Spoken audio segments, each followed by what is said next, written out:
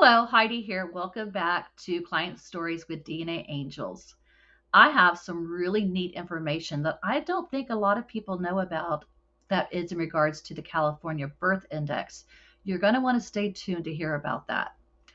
The case that I'm going to talk to you about is a recent case of mine from last week. She came in adopted. She's searching for her biological mother. She had already connected with her biological father's side, although she asked for me to check to make sure she had the right biological father.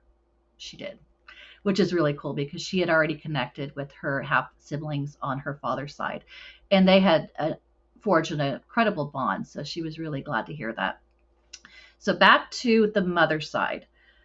The client of mine said that her adoptive mother was very adamant about not wanting my client to research her biological family.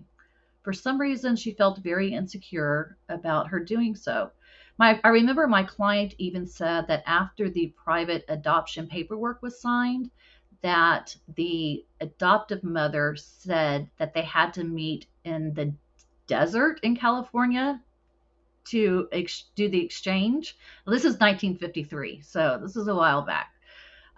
In my mind, I kind of picture like an adoption agency where the biological mother and the adoptive mother don't even see each other, but maybe it was different back then because this is what my client had told me that her mother said.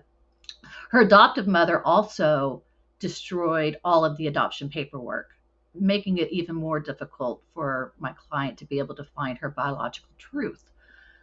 Although the adoptive dad was more helpful. He provided my client with the name. Now, he had the last name correct, but he did not have the first and middle name correct. He was a little close. For example, the name that adoptive dad gave my client was Martha Fay, when in actuality, the biological's name was Mary Kay. Fictitious names, as always. So I could tell that my client was really fixated on this name. She was looking for a Mary Kay.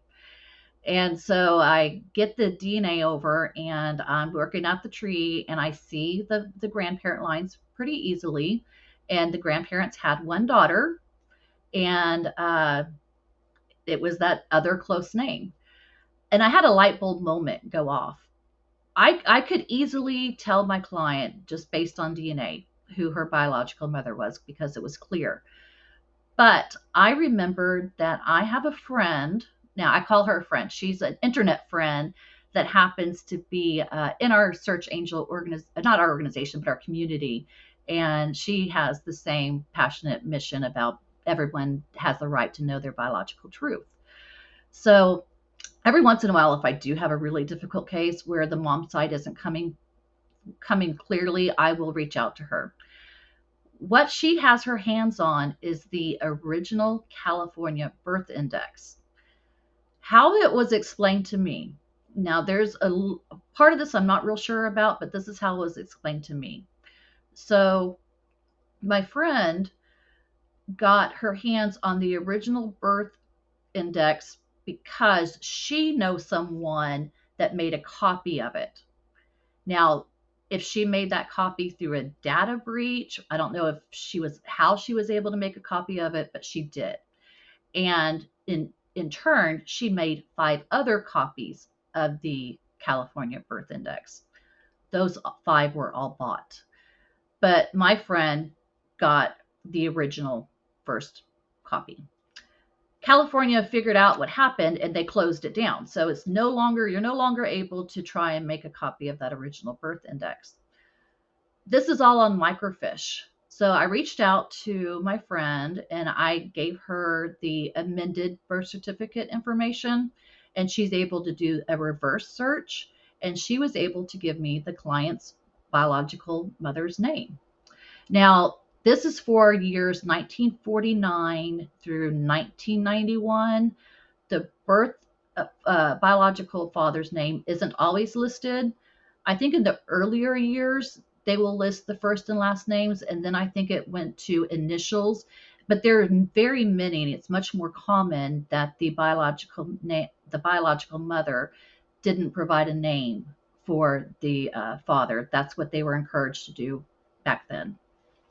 So I was able to tell her, this is your mother. Here's the DNA. Explained everything to her. Now we don't know if she's alive. If she is alive, she would be 100 years old. She doesn't have the greatest digital footprint. I was able to see that she sold her home in 2023. What my hope is that she's living with a relative, or she is in a nursing home, because I can't find an obituary, I can't find a death certificate, nothing. And it doesn't show. Usually, we use background reports, and if someone's deceased, it will usually show deceased on there, and it's not showing deceased. She was also, which I thought was super cool, because I was able to get that original birth index. She was able to go online and order that original birth certificate, because she had the biological mother's name. Of course, she had her date of birth. Also, I don't know if this made a difference, but her first name was the same on both her original and her amended birth certificate. She said it was really easy to do. She just had to pay a fee, and then she had to pay a separate fee to get it notarized, and that they would send it to her. Food for thought. So let's just hope that this bio mom is still alive. I just love to find alive parents, don't we all? If you are adopted, especially in California, and you have taken an Ancestry DNA test, don't hesitate to reach out to DNAngels so we can help. I hope you've enjoyed this video. I really enjoyed telling you my client stories. If you haven't already, please hit subscribe, like, and comment on how you're enjoying our videos. We'll see you next time. Thanks.